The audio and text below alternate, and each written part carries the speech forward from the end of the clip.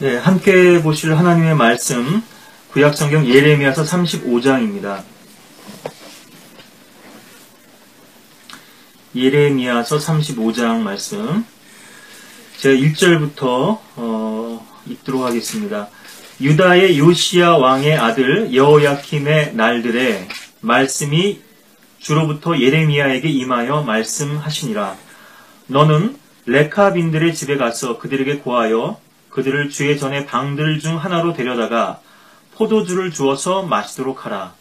그리하여 내가 하바시냐의 손자요 예레미야의 아들인 야사냐와 그의 형제들과 그의 모든 아들들과 레카빈들의 온 집을 데리고 주의 전에 들어가 하나님의 사람 잇달랴의 아들인 하난의 아들들의 방에 왔는데 그 방은 고관들의 방 옆에 있었고 그 방은 문지기 살룸의 아들 마세냐의 방 위에 있더라. 내가 레카빈들 집의 아들들 앞에 포도주로 가득 찬 단지들과 잔들을 내놓고 내가 그들에게 포도주를 마시라 말하였으나 그들이 말하기를 우리는 포도주를 마시지 아니하겠노라.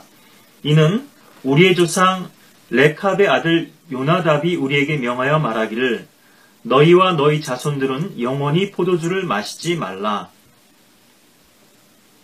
너희는 집도 짓지 말고 씨도 뿌리지 말며 포도원도 만들지 말고 아무것도 갖지 말고 너희의 모든 날 동안 장막에 거하라. 그리하면 너희가 타국인으로 있는 땅에서 많은 날들을 살게 되리라 하였으므로 우리가 우리의 조상 레캅의 아들 요나답의 음성에 곧 그가 우리에게 명한 모든 일에 복종하여 우리와 우리의 아내들과 우리의 아들들과 우리의 딸들이 모든 날 동안 포도주를 마시지 아니하였고 우리가 거할 집들도 짓지 아니하였고 포도원이나 밭이나 씨앗도 가지지 아니하였으며 장막에 거하여 우리 조상 요나답이 우리에게 명한 모든 것에 따라 복종하고 행하였음이라.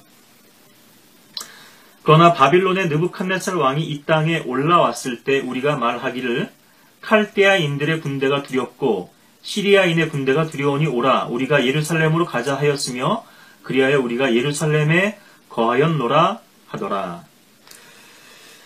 예레미야서 35장에는 레카빈들이 지금 등장하고 있죠. 오늘 이 말씀은 레카빈들의 삶인데요. 레카빈들의 삶이 마지막 때를 살아가는 또 그리스도인들의 삶과 유사한 점도 있고 또 우리가 이 레카빈들의 삶을 통해서 얻어야 할 또 그런 교훈과 삶의 원칙들이 있기 때문에 이 부분을 우리가 또 영적으로 오늘 또 신약 성도들에게 적용해 보기를 원하는데요.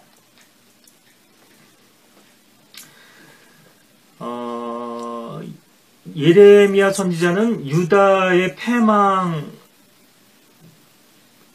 하는 그러한 시기에 활동했던 선지자였습니다. 예수님께서도 예루살렘을 향해서 울면서 예루살렘아 예루살렘아 예루살렘의 멸망을 안타까워하시고 또 눈물 흘리셨죠. 암탉이 병아리를 품듯이 내가 너희를 품으려고 하였지만 너희가 원치 아니하였도다 이렇게 성경은 기록하고 있는데요. 바로 예수님은 이 예레미야 선지자의 심정으로 그렇게 초림 때 유대인들 향해서 이렇게 또 말씀을 전하셨던 거였죠. AD 70년경에 로마의 티투스 장군에 의해서 나중에 물론 황제가 됐습니다만 예루살렘이 패망하게 되는데요.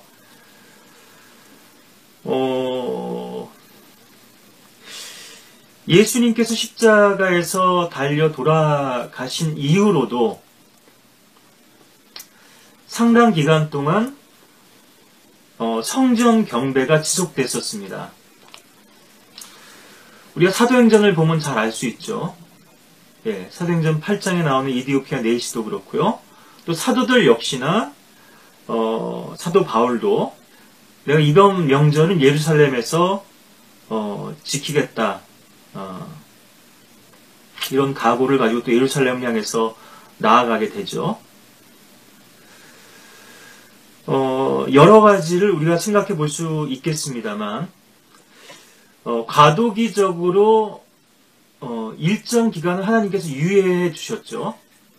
이제 옛 언약, 구약이 폐기되고, 새로운 법, 신약이 선포되었기 때문에, 신법 우선의 원칙이라는 것이 있죠. 우리 세속법에서도요. 예. 새로 제정된 법이 더 우선시되는 건데요.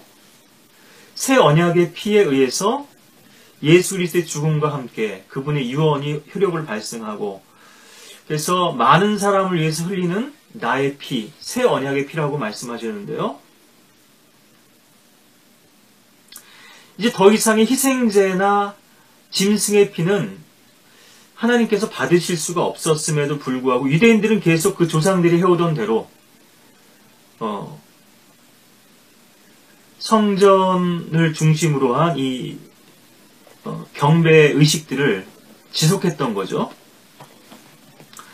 물론 구원받은 그리스도인들에게는 더 이상 그러한 구약의 희생제가 의미는 없었습니다. 우리 골로새서 같은 데도 나오고 하죠. 예. 우리가 이 시간 그것이 주제가 아니기 때문에 다 그런 부분들을 찾아서 보거나 또 자세하게 여러분들에게 설명드리지 않겠습니다만은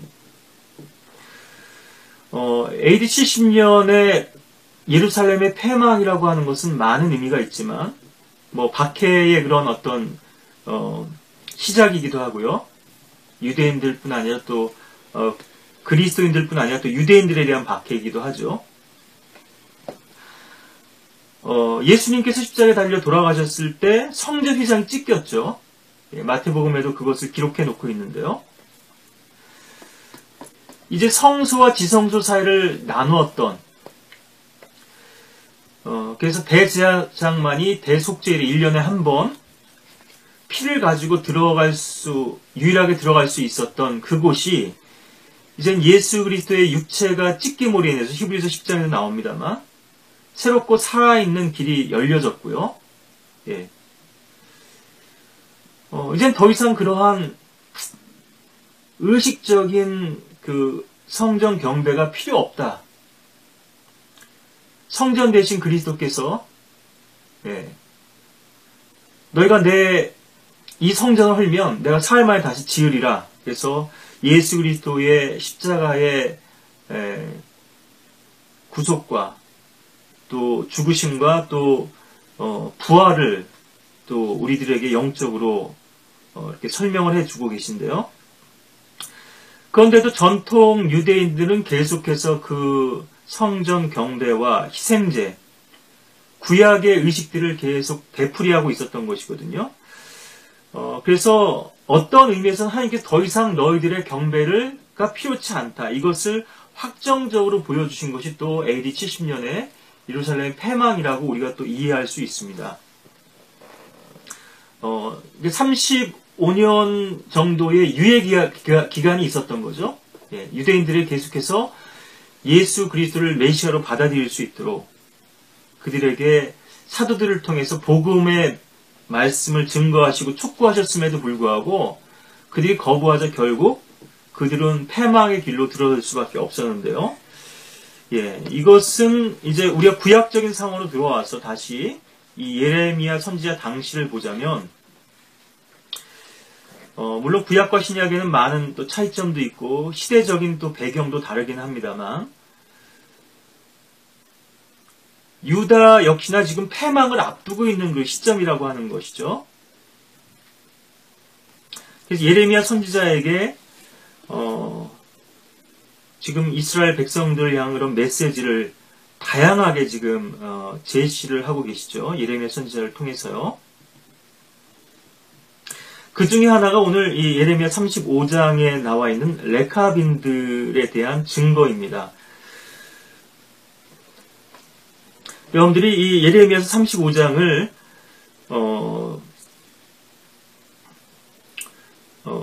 기회가 닿는 대로 또 이렇게 전체적으로 읽어보시고 또 묵상해 보시길 바라겠는데요. 그런 이제 배경 하에서요. 전반적인 배경은 무엇이냐 하면, 많은 이제 설교들은, 이 본문에 대한 설교들은, 하나님의 말씀에 이제 복종하라고 하는 그러한 부분에 초점이 맞춰져 있습니다. 레카빈들은 자기 조상의 말에도, 철저하게 복종해서, 그 조상 요나답이 시킨 대로 이 여러 대가 이렇게 지나왔음에도 불구하고요, 그들이 이 말에 준행하고 있는데, 너희들은 왜 내 말에 이렇게 경청하지 않고 순종하지 않느냐? 이것을 지금 예레미야 선지자를 통해서 그 백성들에게 증거로서 또 비유로서 말씀을 하고 계신 거죠. 근대에 이르기까지도 이 레카빈들은 역사적 증거에 따르면요, 그곳을 떠나지 않고 또 이 조상의 명령에 따라서 장막 생활을 하고 있었다는 것을 또 우리가 그런 역사적 증거로서도 또 확인할 수 있는데, 최근까지도 그랬다 얘기죠. 근대에 이르기까지도. 그러니까 몇천 년 동안이나 이 말씀들이 지켜졌다고 하는 것을 우리가 볼 수 있죠. 심지어 하나님의 말씀이 아닌 사람의 말에도 이렇게 철저하게 따른다고 한다면, 왜 인간이 하나님의 말씀에 순종할 수 없는가, 복종할 수 없는가? 이스라엘의 어떤 패역함, 그들의 사악함과 또 그들의 완고함을 증거해주는 부분이기도 합니다만, 육신적인 복종은 쉽죠. 군대에서의 상명하복, 공무원 사회에서의 이를테면 복지부동, 겉으로는 얼마든지 복종을 가장할 수 있거든요. 그러니까 외적인 규례들을 따르는 것은 쉽습니다. 너 술 마시지 마, 너 담배 피지 마, 너 죄 지면 안 돼. 이런 것들은 얼마든지 자신들의 도덕적인 의와 또 선을 붙들면서 할 수 있지만, 우리 마음의 본성이 주님 앞에 온전히 부복되고 우리의 죄성을 고백하고요, 주님 앞에 변화되는 것은 간단치 않다는 것이죠. 그래서 많은 사람들이 거듭남과 종교적인 변화를 착각하는 거죠. 요한복음 3장에 나오는 거듭남은 물과 성령으로 태어나고 하나님의 영으로 거듭나는 이 거듭남은 외적 삶이 변화된 것을 의미하는 것이 아니죠. 우리 마음의 본성 자체가 세상적이고 세속적인 또 마귀적인 그런 본성 자체가 예수 그리스도의 피를 의지하고 우리의 죄를 온전히 우리의 죄들뿐 아니라 우리의 우리의 죄의 본성, 죄의 뿌리를 나는 철저히 뿌리부터 열매까지 썩은 죄인이라고 하는 사실, 그런 본질을 주님 앞에 우리의 상태를 고백하고, 나는 이 문제를 해결할 수 있는 능력이 전혀 없다. 나의 선이나 어떤 나의 의지나 나의 종교적인 노력이나 종교적인 열성이나 의식에 참여하는 것을 통해서도 나의 본성은 변화될 수 없다. 나의 죄의 열매들을 좀 따낼 수도 있고 감출 수는 있지만, 포장할 수는 있지만, 이것을 주님 앞에 고백하고 주님을 전적인 구원의 수단으로 의지할 때 우리가 구원받는 것이죠. 만약에 예수 그리스도께서 죽으시지 않으셔도 됐다면요, 우리 인간의 노력과 종교적인 열성이나 어떤 선행이나 이런 다양한 수단을 통해서 우리 인간의 이 부패함이, 타락이 해결될 수 있었다면 예수 그리스도께서, 하나님의 아들이신 그분께서 십자가 피 흘려 주실 이유가 없었죠. 하나님께서 그분의 아들의 고귀한 희생을 통해서 우리에게 구원의 길을 제시할 이유가 없는 거죠. 너희들 열심히 노력하면 돼. 한번 해봐라. 내가 그것을 인정해 주마. 이것이 결국 이제 카인의 길이고요. 카인의 종교인 것이고, 아벨처럼 나는 전적으로 무능력하기 때문에 내 스스로 이 죄의 문제를 해결할 수 없기 때문에 어린 양의 피를 의지하고 주님께 나오겠습니다. 이 아벨의 종교, 아벨의 신앙하고는 근본적으로 다른 것이죠. 이것이 이방 종교는 뭐 두말할 나위도 없겠습니다만 기독교계 안에서 뭐 카톨릭도 뭐 가장 그러한 종교기를 극명하게 보여주는 부패한 그 카인의 길입니다만 기독교, 개신교 안에서도 많은 교회나 많은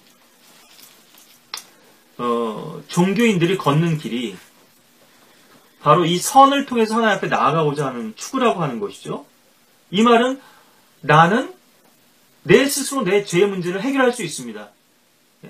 결국 죄의 본성은 다루지 못하고 뿌리는 다루지 못하고 죄의 열매들만은 좀 어느 정도 해결해 보려고 하는 그런 시도인 것인데요. 그 시도마저도 부질없다고 하는 것을 본인들 스스로도 그 한계에 부딪히면서도 불구하고 계속 자기 자신을 속이고 자기 자신에게 체면을 거는 것이죠. 나는 좀 더 나은 삶을 살 수 있어. 우리가 새로운 피조물로서 거듭남으로써 새로운 삶을 사는 것이 아니라 옛 삶을 계속해서 연장해 나아가 보려고 하는 것이거든요. 일테면 사망 선고를 받았습니다. 당신 이제 암 말기라서 죽을 수밖에 없습니다. 그런데 그 죽을 수밖에 없는 생명을 연장해 보겠다고요. 계속해서 뭐 약도 먹고 뭐 좋은 음식도 찾아서 먹고 그 근본적인 불치병이 치유가 안 된 상태에서요. 그것이 무슨 의미가 있겠어요. 뭐 6개월 살 시한부 인생을 1년 연장할 수 있을지 모르지만 언젠가 죽을 수밖에 없잖아요. 이것이 바로 인간의 지금 이 직면한 문제이고 본질인데 하나님의 심판이 있고 죽음이라고 하는 문제가 있는데 그래서 계속 회피하려고 하는 그런 시도나 수단에 불과하다고 하는 것이죠. 우리가 또 하나 하나님께서 이렇게 완벽한 세상을 만드셨다면 뭐 믿지 않는 사람들 얘기입니다. 하나님의 존재를 잘 인정하지 않으니까요. 그런 절대자가 계시다면 그분은 지구한 분이실 거고 지극히 선하신 분이실 거고 거룩하신 분이시고 의로우신 분이실 거다. 공평하신 분이실 거다 하는 자연스러운 어떤 결론을 우리가 도달하게 되거든요. 이 우주를 만드신 하나님, 그런 절대적인 능력을 가지신 분이시라면 당연히 선하신 분이실 거다. 그런데 이 지상은 지금 불공평하잖아요. 온통 죄악 천지잖아요. 그래서 사람들은 오해하기를 이 우주를 만드신 하나님은 불의한 하나님이다. 거짓된 하나님이다. 사악한 신이다. 이렇게 이제 오해하게 되는 것인데, 왜냐하면 사탄이 등장했기 때문이죠. 죄가 이 세상에 들어왔기 때문이죠. 사람들의 사고방식이 이제 너무나 그 논리가 단순하기 때문에 성경에서 하나님께서 계시해 주신 이 말씀의 빛을 받아들이지 않게 되면 자기 논리의 모순에 빠져서 결국 멸망으로 향하게 되고 암흑 속에 거하게 되는 것인데요. 그래서 우리가 죽음 이후에 하나님의 심판이 있다는 것을 자연스러운 결론으로 받아들일 수밖에 없는 이유 중에 하나는 이 세상은 불의하고 불공평하고 죄악으로 가득했는데 죽음이 끝이라면 너무나 허망하죠. 만약 그런 하나님이시라면 공의로운 하나님이라 우리가 받아들일 수 없죠. 그래서 하나님께서는 죽음과 동시에 심판하시고 부자와 나사로의 그런 우리가 사건에서도 알 수 있죠. 너는 생전에 좋은 것을 받았고 나사로는 나쁜 것을 받았으니 내가 그에 대해서 보상해 주는 것이 마땅하지 않냐. 죽으면 그걸로 끝이고 지옥이 존재하지 않는다고 안식교들이나 여호와의 증인들은 그렇게 또 믿는데요. 천국은 믿으면서 지옥은 믿을 수 없다고 하는 것만큼 또 모순된 것도 없는 것이죠. 얘기가 좀 또 좀 퍼졌습니다만 그래서 예, 이 유다의 패망을 앞두고 있는 상황에서 예레미야 선지자에게 주님께서 지금 주신 말씀인데요. 보통은 이것을 복종과 그런 또 이스라엘 백성들의 그런 불순종 이런 것에 초점을 맞춰서 많이 말씀을 전합니다만, 오늘 저는 신약 성도들의 삶, 이 마지막 때에 산 신약 성도들의 삶과 또 이 레카빈들의 삶을 좀 비교하면서 우리의 삶의 자세가 어떠해야 하는지 하는 부분들을 또 여러분들에게 좀 제시해 드리기를 원하는데요. 여기 뭐 좀 사람 이름들이 많이 나오죠. 예, 이 시간 뭐 이런 인물들에 대해서 우리가 뭐 살펴볼 그런 또 기회는 못 되는 것 같고요.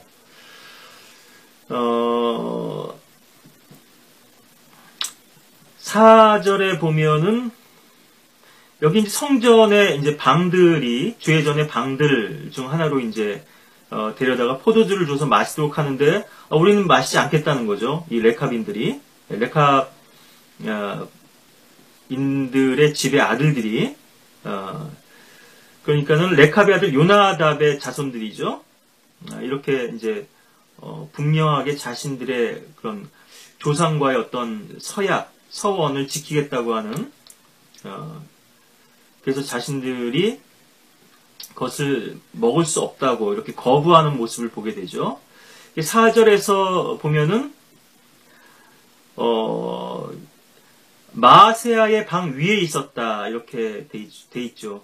제가 성전의 구조만 간단하게 좀 여러분들에게 참고적으로 설명을 드리고 넘어갈 텐데요. 방주도 그렇고요.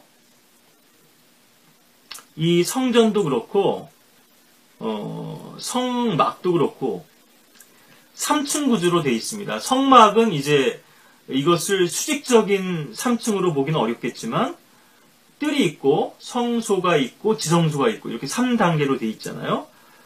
그렇게 이제 방주도 1층, 2층, 3층으로 되어 있고요. 성전도 3층으로 되어 있는데 그래서 나선형 구조의 그런 계단으로 이것이 이제 위로 올라갈 수 있게 되어 있죠.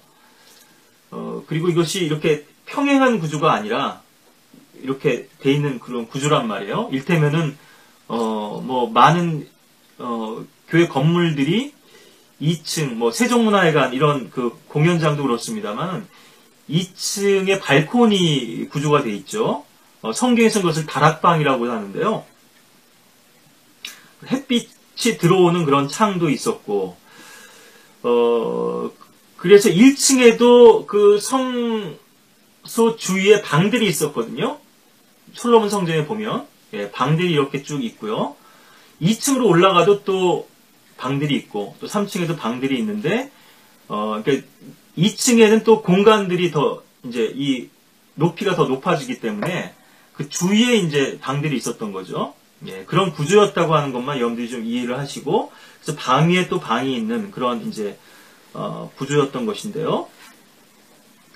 자, 특히나 이제 6절부터 7절 말씀을 이제 우리가 중점적으로 볼 텐데, 너희와 너희 자손은 영원히 포도주를 마시지 말라.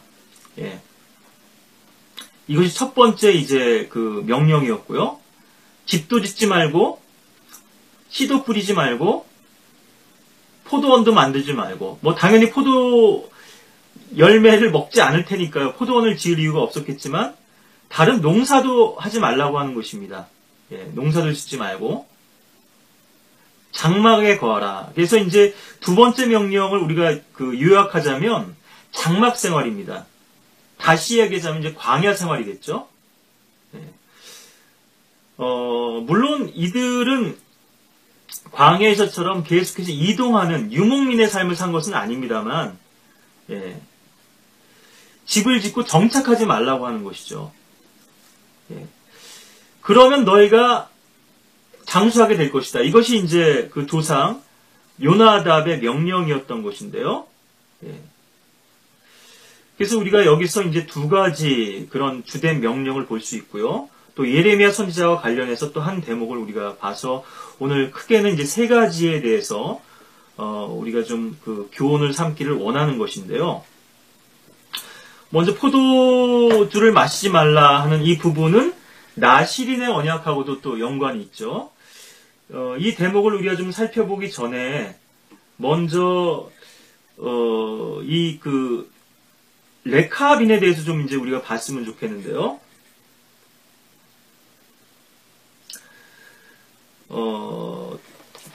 이 레캅의 아들 요나답 이 인물에 대해서 이제 우리가 좀 봐야 되겠죠. 근데 사실은 성경이 이 레카빈에 대해서는 단서가 많이 나오지 않습니다.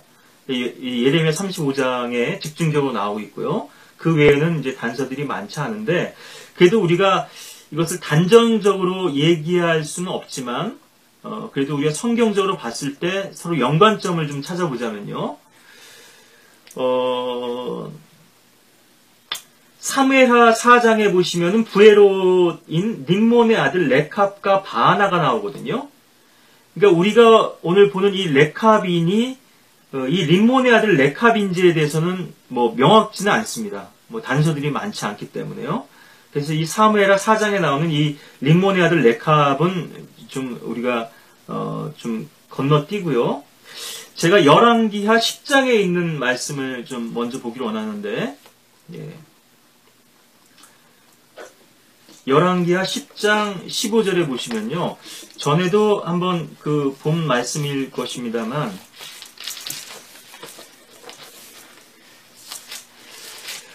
예후의 파트너였죠. 일테면 뭐 예후의 러닝메이트일 수 있을 텐데요. 예후와 함께 영적인 개혁을 이루었던 예후는 그 병거를 의 절반을 다스린 대장이었거든요. 일테면은 군에서 막강한 이제 그 지위와 권력을 누리고 있던 사람이었는데, 보통 이런 권력을 가진 사람들이 일테면 뭐 군사 구테타처럼요. 이스라엘 역사에서도 보면은 음모를 꾸며서 왕들을 제거하고 이제 자신의 왕위에 오르게 되는데, 성경에 나오는 이러한 그 반란은 두 가지 그 경우가 있습니다. 하나는 하나님께서 승인하시는 그런 반란이 있고요. 그러니까 우상 숭배자, 또 하나님께서 인정하시지 않은 왕을 제거하고 하나님께서 기뻐하시는 그런 왕국을 위해서 이렇게 또 반란 일으키는 경우가 있겠고요. 또 하나는 이제 자기의 욕망을 위해서 이렇게 반란 일으키는 경우가 있는데, 대부분은 다 자신들의 욕망을 위한 것들이었죠. 그리고 특히나 유다 왕국은 하나님께서 다윗의 씨에게 보장해 주신 것이었기 때문에요. 유다 왕국에서의 반란은 하나님께서 기본적으로 인정할 수 없는 반란입니다. 다만 그 왕들이 불의하게 하고 그릇 행했을 때 하나님께서 그들을 다루는 수단으로서 이 반란 사건을 또 이용하시기도 했다고 하는 것을 우리가 알 수 있죠. 여기서 이제 예후는 아합 집을 멸하게 한 도구로서 주님께서 쓰셨는데요. 예.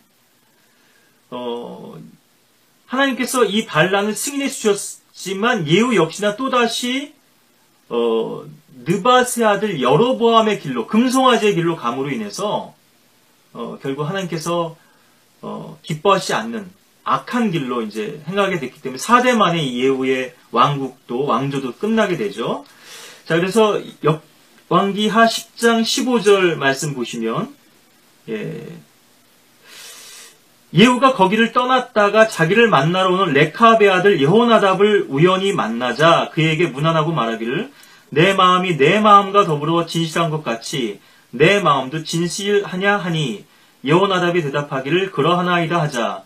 그러면 내 손을 달라 하므로 그가 예후에게 손을 주니 예후가 그를 자기 병거에 끌어올리며 말하기를, 나와 함께 가서 주를 위한 나의 열심을 보라 하고 그를 자기 병거에 태우더라. 16절까지 봤는데요. 레캅의 아들 요나답이 사실 레캅의 아들 여호나답과 같은 겁니다. 예, 이름상은 그래요. 예, 여호나답이나 요나답이나 같은 이름인데요. 이것이 동일 인물이냐? 제가 보기에는 이 레캅의 아들이기 때문에 이름도 같고요. 바로 예레미야서 35장에 나오는 그 레캅의 아들 요나답이 이 인물로서 이제 그렇게 추정은 됩니다만 좀 더 확정할 수는 없지만 이것이 성경적으로 봤을 때는 그러한 이제 그 증거들이 많이 있다고 하는 것이죠. 전에도 말씀드렸지만은 진실된 마음이죠. 진실된 마음. 사람이 사람에게 고백하거나 서약하고 하는 것들, 뭐 계약을 맺고 뭐 협정을 맺고 하는 것들은 사실은 무가치하죠. 기본족에 대해서 이스라엘 백성들이 그 협정을 맺을 때도 주 앞에서 협정을 맺은 거였거든요. 그래서 그것을 어길 수가 없습니다. 그거 어기면 하나님 앞에 이제 저주가 따르고 진노가 따르기 때문에 인간들끼리 맺은 협정이라든가 계약이라든가 이런 난 정말 당신을 배신하지 않을 거라고 내가 약속한다고 이런 말들은 무가치한 거죠. 정말 주님 앞에 우리의 마음이 진실된가 하는 것인데요. 여기 23절에도 나옵니다만 예후와 레캅의 아들 여호나답이 바알의 집에 들어가서 바알 숭배자들에게 말하기를 너희는 찾아보고 살펴봐 여기에 바알 숭배자들만 있게 하고 주의 종들은 한 명도 너희와 함께 있지 않게 하라 하더라. 이것은 이제 그 계략으로 이렇게 속인 거죠. 바알 숭배자들을 모아가지고 그들을 다 멸하기 위한 그런 음모 가운데서 그들에게 이렇게 거짓으로 접근한 것인데요.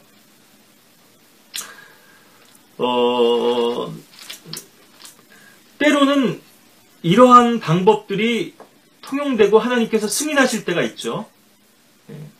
어떤 분들은 우리가 거짓말하면 안 된다. 이러한 것에만 지나치게 집착돼 있기 때문에 이 때문에 선한 양심이죠. 난 양심을 속이는 일을 절대로 하지 않겠다. 성경에는 라합의 거짓말도 나오고요. 히브리 산파들의 거짓말도 나오고 합니다만 하나만 알고 둘은 또 모르는 거죠.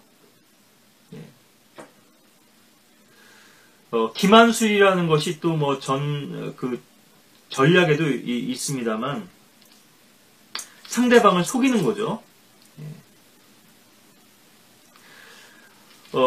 이것이 우리의 어떤 개인의 유익을 위해서 이렇게 거짓말을 동원한다 그러면, 거짓을 동원한다 그러면, 목사들도 마찬가지, 거짓 목사들, 거짓 선지자들, 자기의 배를 위해서 이렇게 거짓말한다 그러면 문제겠습니다만,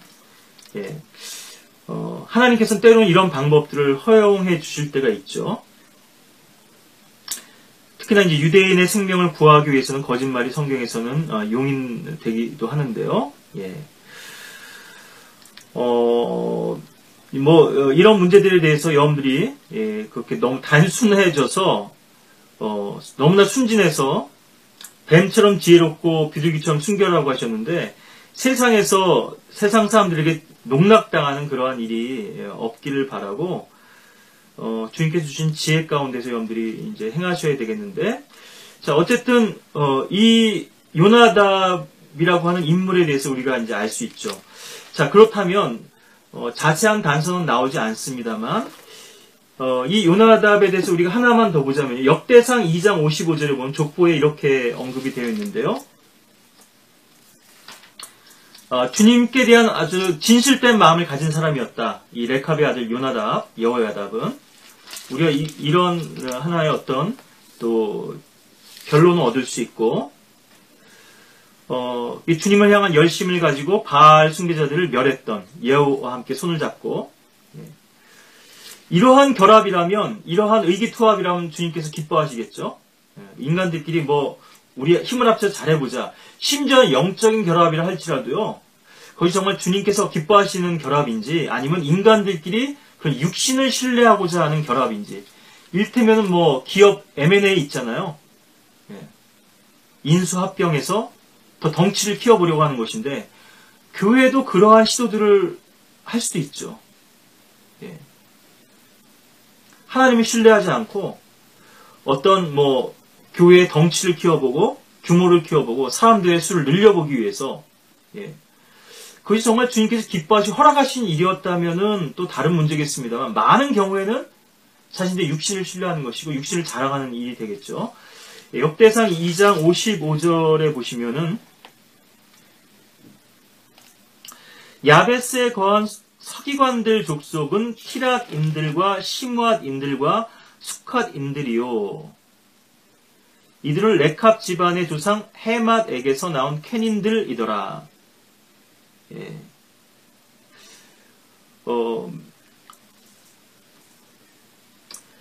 성경에는 이름이 같은 그러한 경우도 많이 나오고요. 특히나 이 족속, 이제 우리가 영어로 쉽게 이해하자면 패밀리거든요. 예. 예. 계속 지금 유다 지파를 설명하면서 칼렙의 후손들을 더 이제 자세하게 말씀하고 있는데요. 그렇다면 이 레캅은 유다 지파의 그 가능성이 높고요. 여기서 특히나 이제 우리가 단정적으로 이것을 말씀드리기는 어렵겠습니다만, 어쨌든 서기관들이었다, 이들이. 예. 이 서기관은 역사를 기록하는 그러한 그 서기관들이 1차적으로는 되겠죠. 또 좀 더 의미를 확장해 보자면, 원래 서기관들은 1차적으로는 레위인들이 서기관들이 돼야 되거든요. 이 율법을 기록하고 보존하는 일들을, 책무를 맡은 사람들은요. 예.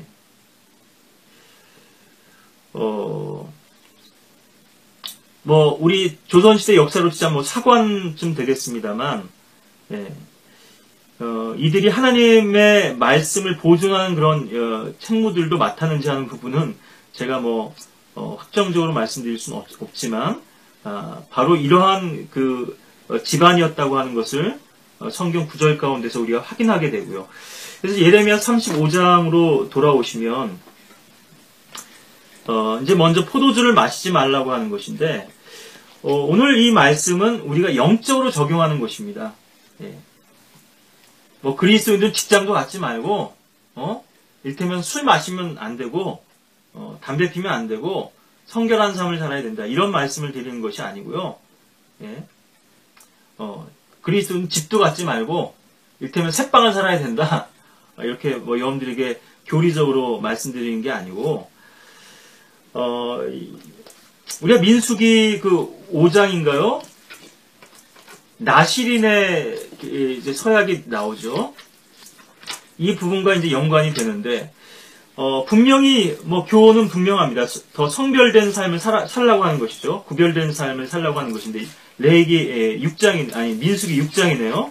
예. 제가 그냥 읽어드리면 6장 2절부터 이스라엘 자손에게 고하여 그들에게 말하라.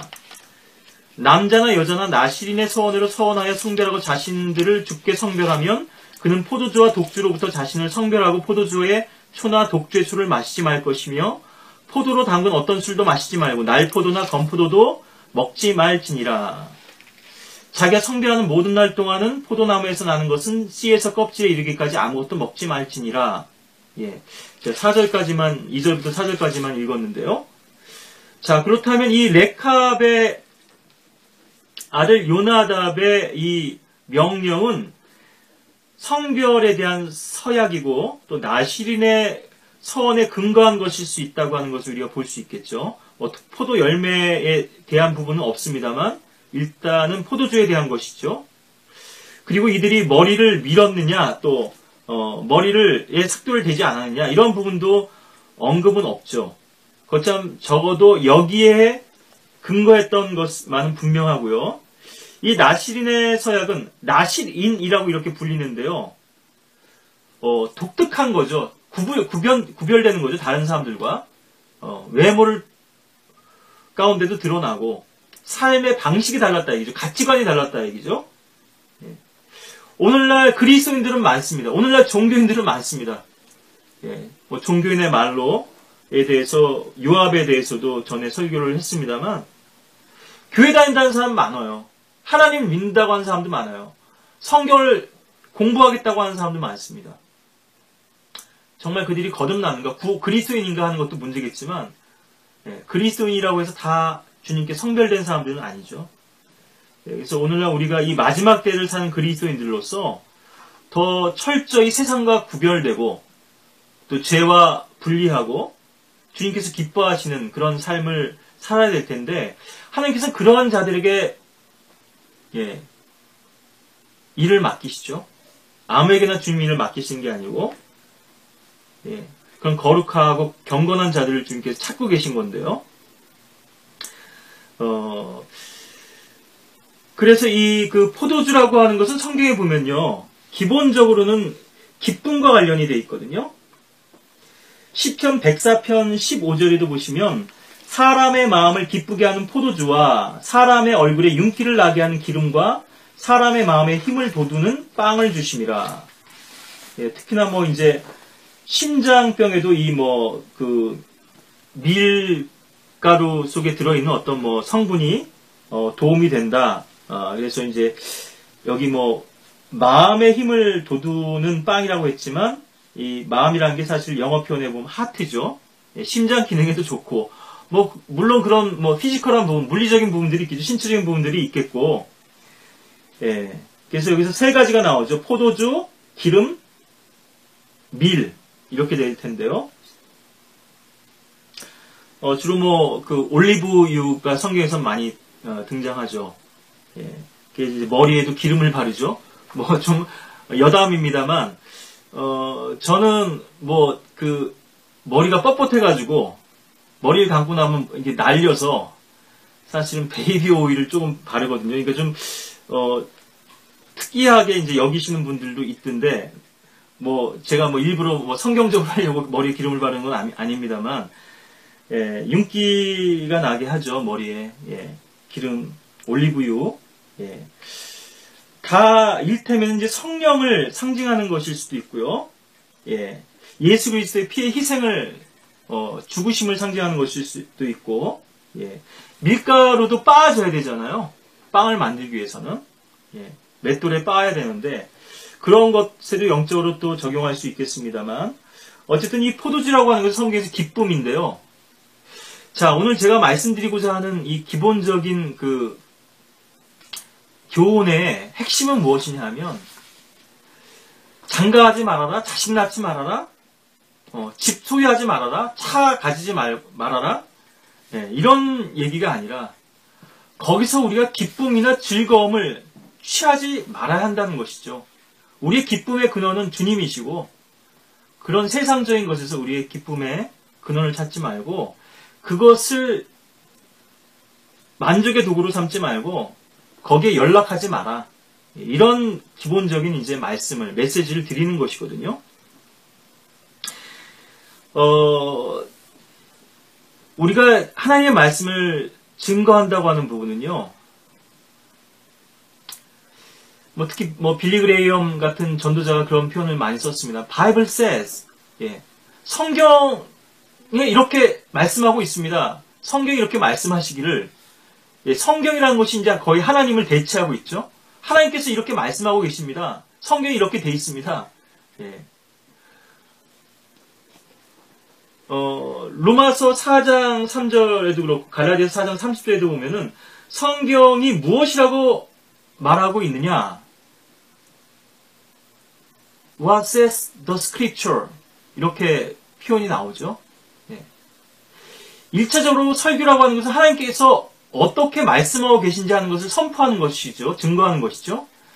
또한 하나님께서 말씀하신 것이 설교자의 삶 가운데 어떻게 경험되었는지를 또 증거하는 것입니다. 간증이기도 하죠.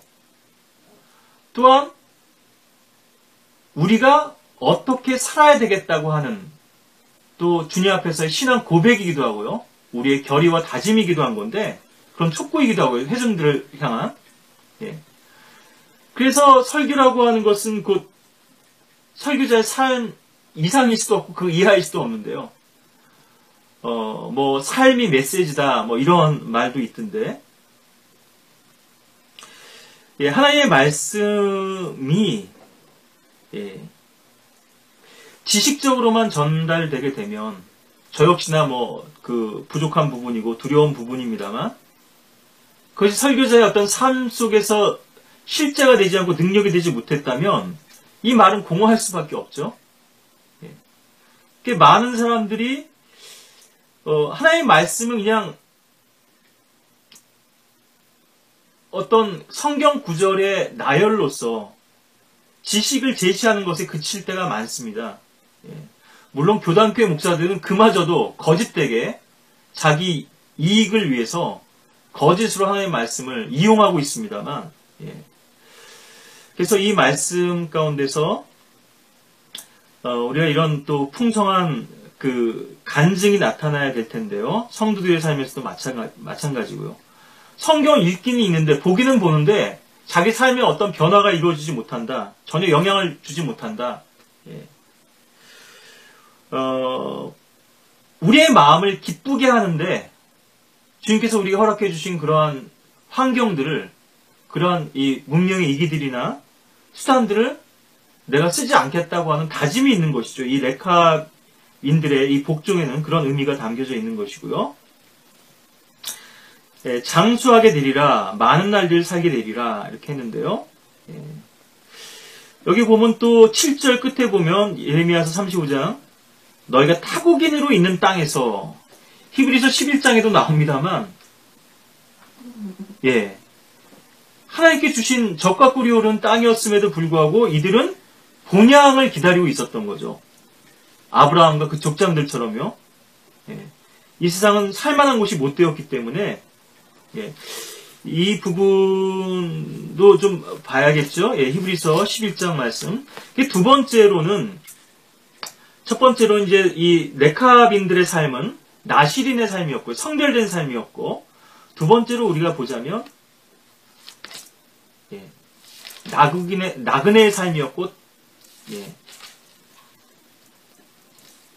타국인의 삶이었다 하는 것이죠.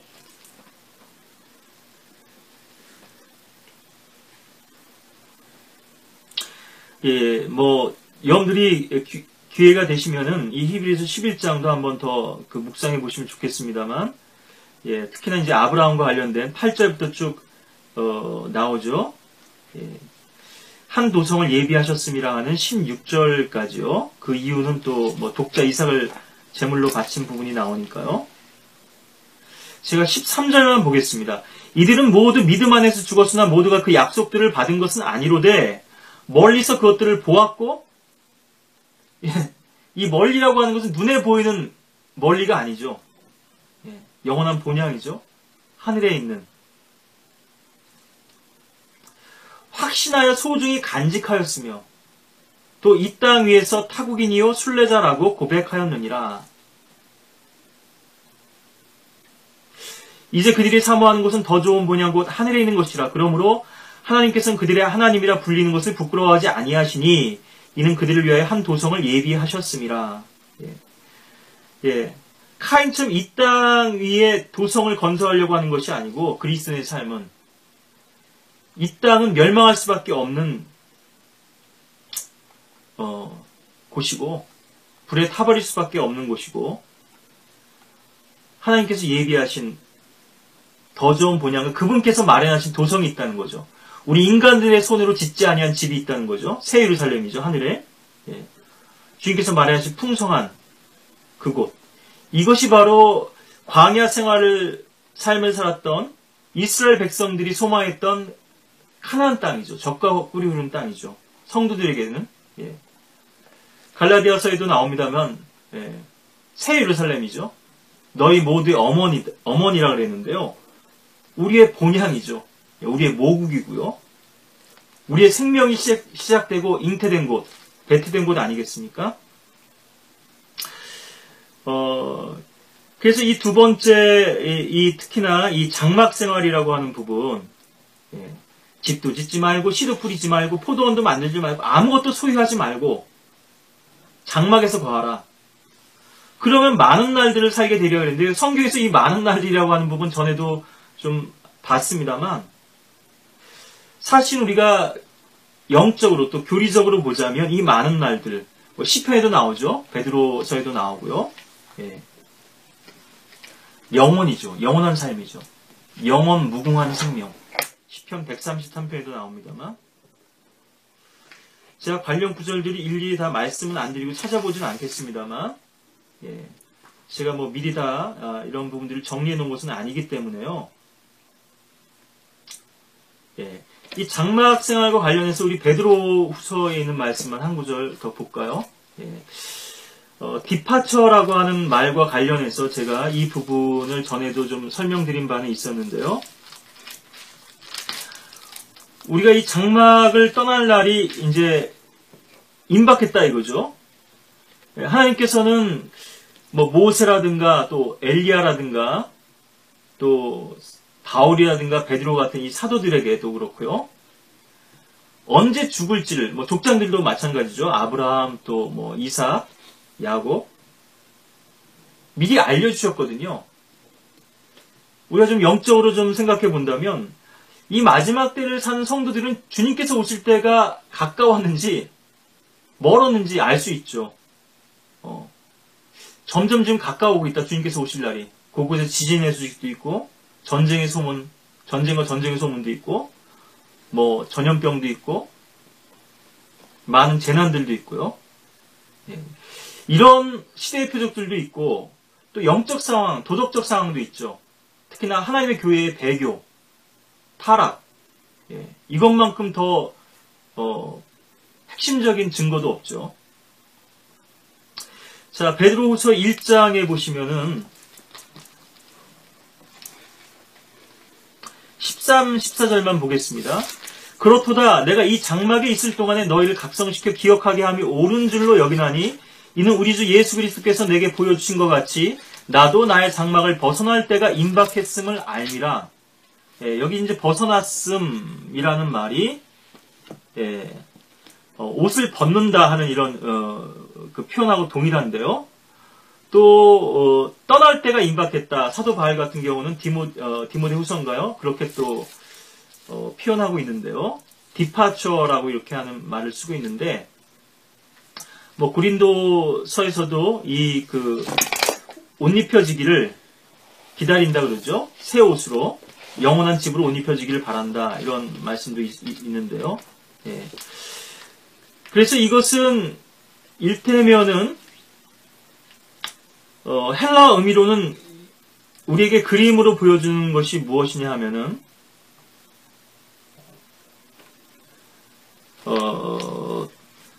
디모데후서 4장 6절에도 나옵니다만 내가 이미 제물로 드려질 준비가 되어 있고 떠날 때가 이르렀도다. 그게 뭐 우리가 비행기 타고 출국할 때 보면 디파처잖아요. 출국장. 예.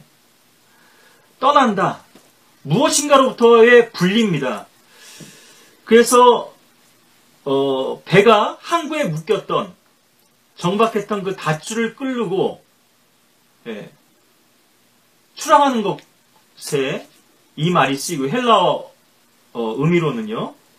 또 하나는 소가 풀을 뜯기기 위해서 묶어놨던 말뚝에 묶어놨던 그 줄을 끌려는 것 이것에 비유. 그러니까 줄이 풀러지죠. 또 여기서는 욥기에도 잘 묘사가 됩니다만 인생을 장막에 사람의 생명을 장막집에 이렇게 묘사하면서 장막의 줄들이 있죠. 예, 말뚝못에 이제 줄을 다 묶어서 팽팽하게 당겨가지고 그 장막이 지탱하게 만드는데요. 그 장막의 줄을 끌렀다. 그럼 뭐예요? 장막을 걷어가지고 옮기는 거죠. 옮겨지는 거죠. 우리가 지난번에 트랜슬레이트 휴거되는 것도 에녹과 관련해서도 봤죠. 예.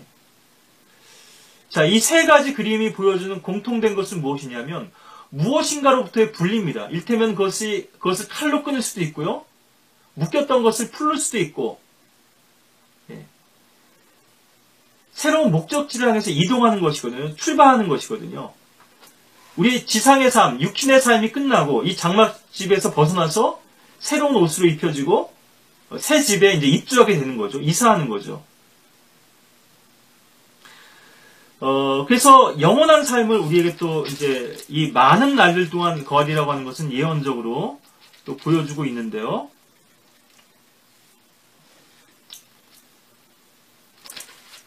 예. 베드로서 봤으니까 제가 한 구절 더 이제 보시면요. 시편 말씀을 인용한 것인데요. 예, 베드로전서 3장 10절인데 그러므로 생명을 사랑하고 좋은 날들을 볼 사람은 자기 혀를 악으로부터 지키며 자기 입술로 어떠한 교활도 말하지 않게 하라. 악에서 떠나 선을 행하고 화평을 구하여 그것을 추구하라. 주의 눈은 의인을 향하시고 그의 귀는 그들의 기도에 열려 있으시나 주의 얼굴은 악을 행하는 자들을 대적하시느니라. 12절까지 봤는데요. 시편 34편에 나와 있는 구절이죠. 12절부터 16절까지 있는 말씀인데요. 예. 좋은 날들을 사모하는 자들, 예. 생명을 사랑하고, 예. 그래서 영원한 삶을 또 우리들에게 여기서 보여주고 있죠. 이 장막 생활이라고 하는 것은요. 여러분들이 먹을 것과 입을 것이 있으면 만족할 줄 알라. 디모데 서에서 전서 6장에도 그렇게 말씀하고 계신데요. 예. 이 지상의 삶은 영원히 거할 곳이 아니죠. 나그네의 삶이고요. 순례자의 삶이고. 예. 이 지상에다 여러분들이 영원한 목표를 두고 소망을 두고 살아갈 것이 아니라 하늘에다 소망을 두고 살아가야 되겠죠. 예. 땅에 있는 것들 너희의 마음을 두지 말고 위에 있는 것들에 너희의 마음을 두라. 우리의 마음이 지금 어디를 향하고 있는지, 어디에 우리의 사모함이 있는지, 이 장막 생활이라고 하는 이 레캅의 주상, 레캅의 아들 요나답의 이 명령 가운데서 또 우리 신약 성도들의 삶을 또 한번 돌아볼 필요가 있을 텐데요. 자, 세 번째로 우리 예레미야 선지자의 삶. 아까도 말씀드렸다시피 제가 이 예레미야서는 유다의 패망을 앞두고 있는 상황이라고 말씀드렸고요. 그런 의미에서 이 세상의 패망을, 멸망을 앞두고 있는 이 마지막 때를 사는 성도들에게 이 예레미야서가 또 많은 것들을 또 영적으로 교훈을 우리에게 줄 수 있는데요. 예레미야서 16장을 보시면요. 이 예레미야 선지자는 아주 독특한 그러한 위치였던 건데요.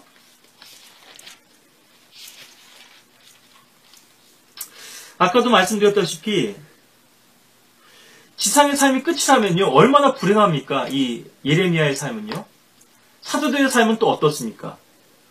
순교당했을 뿐 아니라 갖은 박해와 고난, 조롱과 모욕, 멸시, 천대, 그리스도의 삶이 그것이 끝이라면요. 예, 그리스도인들이 믿은 하나님이 바로 그런 분이라면 그래 그걸로 끝. 만약에 이 세상이 끝이라면 그렇게 살면 안 되죠. 그렇죠? 예, 고린도전서 15장에도 나옵니다만 먹고 마시고 즐기자. 이것이 우리의 구호가 되어야 되겠죠. 근데 그리스도의 삶의 가치는 전혀 다르죠. 왜냐하면 이 지상이 끝이 아니기 때문에. 여기 예레미야 16장 2절 보시면 너는 이곳에서 내게 아내를 취하지도 말며 아들들이나 딸들도 두지 말지니라. 지금 예레미야 선지자에게 명령하신 거예요. 주님께서. 그러니까 선지자적 삶이라고 하는 것, 이제 세 번째로 제가 그것을 말씀드린 건데 이 레캅인의 삶 하고 연관지어서 제가 말씀드린 겁니다. 레캅인의 명령에는 없었지만 나신의 삶이었고 성별의 삶이었고 장막생활, 나그네 삶이었고 세 번째로는 선지자적인 삶이다. 이 마지막 때 성도의 삶은.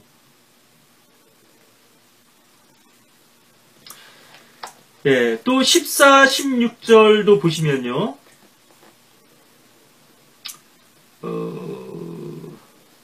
이 16장 14, 16절도 그렇고 17장 7, 8절도 그런데요. 우리 17장 7, 8절 보겠습니다. 주를 신뢰하고 그의 소망을 굳게 두는 사람 복이 있도다. 그는 물가에 심겨진 나무가 강가에 그 뿌리를 뻗친 것 같아서 더위가 와도 걱정하지 않고 그 잎이 푸르러 가뭄의 해에도 염려하지 않고 열매를 맺는 것도 그치지 아니할 것임이라. 너무 모순되지 않아요? 이 예레미야 선지자의 삶과 주를 신뢰하고 주께 소망을 두는 사람의 이 삶이 예레미야 선지자는 아마도 그 칼데아로 포로 잡혀가진 않았습니다만은 이집트로 끌려가서 죽은 것으로 그렇게 이제 추정은 됩니다만 그의 삶에는 그 시대 자체가 불운한 시대였고요. 소망이 없었습니다. 그 시대의 선지자로 산다고 하는 것은 많은 사람들과 반대로 가는 것을 의미했거든요. 시대에 역행하는 것입니다. 시대의 풍조에 휩쓸려가는 것이 아니고요. 인기? 전혀 뭐 생각할 수 없고요.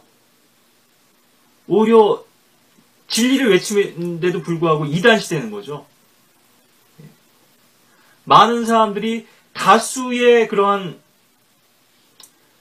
힘을 빌려서 자신들이 말하는 것을 진리로 그렇게 입증하려고 하는 시대거든요. 봐라, 우리 이렇게 많지 않냐? 그러니까 우리가 진리야. 우리가 얘기하는 것이 옳은 얘기야. 그런데 다수라고 해서 반드시 옳은 것은 아니죠. 특히나 이 시대에 있어서는 다수라 그러면 한번 의심해 봐야 됩니다. 사람들이 많이 모였어? 그러면 거긴 조심해야 되겠네. 하나님께서 가지 말라고 하는 곳이네, 그런 데는. 이 시대는 진리가 다수일 수 없어요. 배교 시대이기 때문에요. 단적으로 그런 것을 가지고 우리가 분별할 수 있거든요. 뭐 진리를 분별하는 것이 뭐 이렇게 단순한 것은 아닙니다만, 정말 그 사람이 주님을 섬기기를 원하고 주님의 뜻을 구하기를 원한다면 주님께서 알려주시죠. 그런데 많은 사람들이 자신의 이익과 또 이해관계와 또 세상적인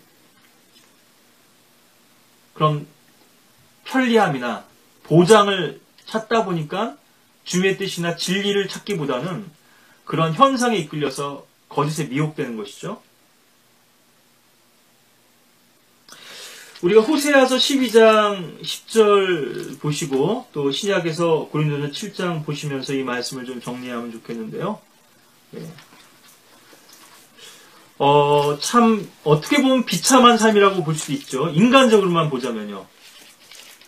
하나님께서는 특히나 이 선지자들을 비유로 많이 사용하셨는데요. 선지자의 삶도 그렇지만요. 에스겔 선지자 같은 경우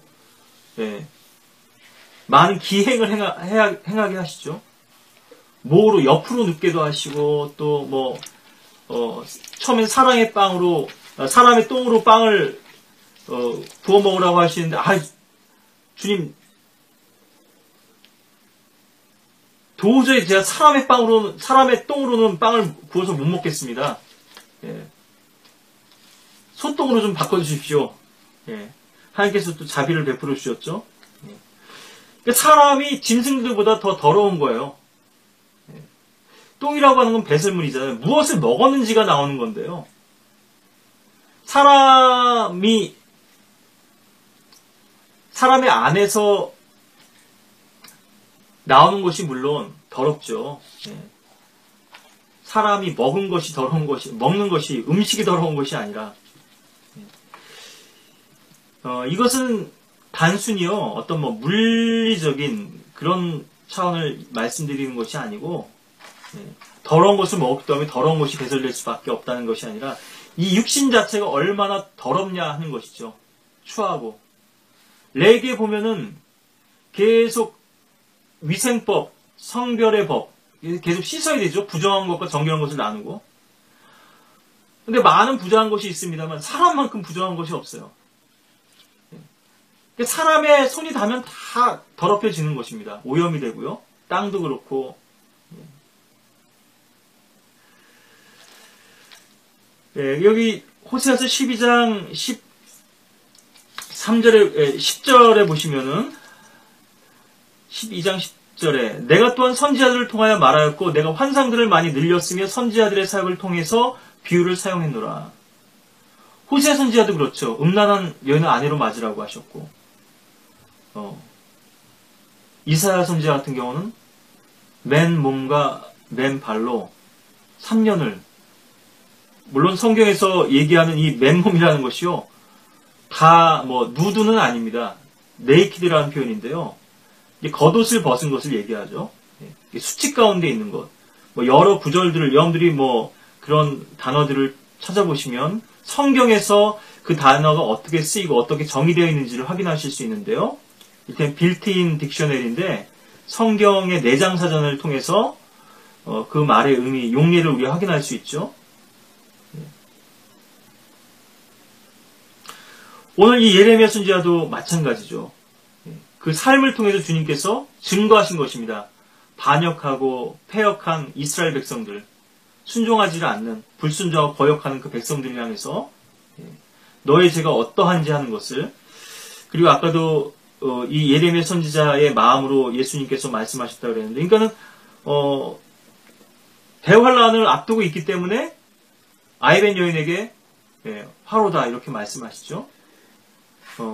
물론 우리는 환란을 통과할 사람들은 아닙니다만, 이 마지막 때를 사는 성도로서, 그러니까 제가 결혼하지 마라, 애 낳지 마라 이런 말씀드린 게 아니라고 아까도 여러분들에게 주지시켜 드렸습니다만, 거기서 기쁨을 취해서는 안 된다는 것이죠. 우리의 소망이 그것이 돼서는, 우리의 목표가 그것이 끝이면 안 된다는 거죠.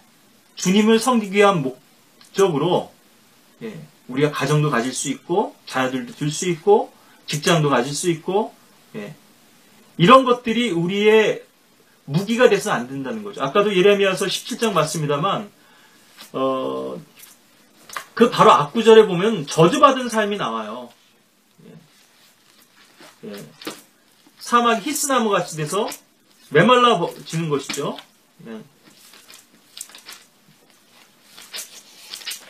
약간 7, 8절 봤는데요.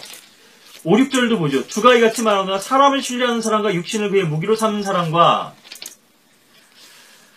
그의 마음이 주로부터 떠난 사람은 저주를 받으리라. 그는 사막의 히스나무 같이 되어 좋은 일이 오는 때를 보지 못하고 광야와 소금 땅과 사람이 살지 않는 바싹 마른 곳들에 거하리라. 혹시 여러분들의 삶이 이렇게 메말라 있으시는 않으신가요?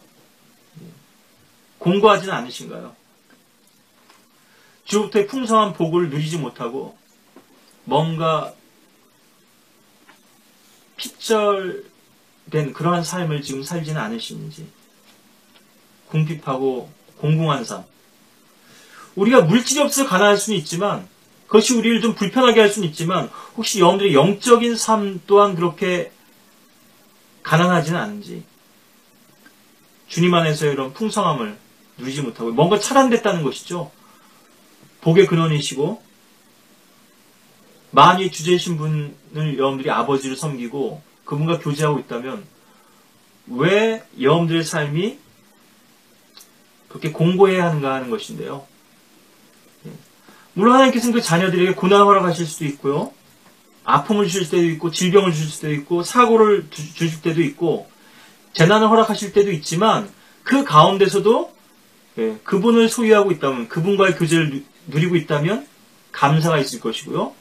기쁨과 찬양이 있겠죠.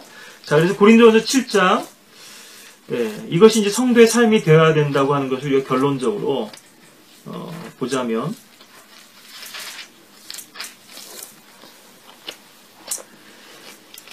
(29절부터) 보겠습니다. 전에도 봤습니다만, 자주 보일 수밖에 없는 말씀이죠.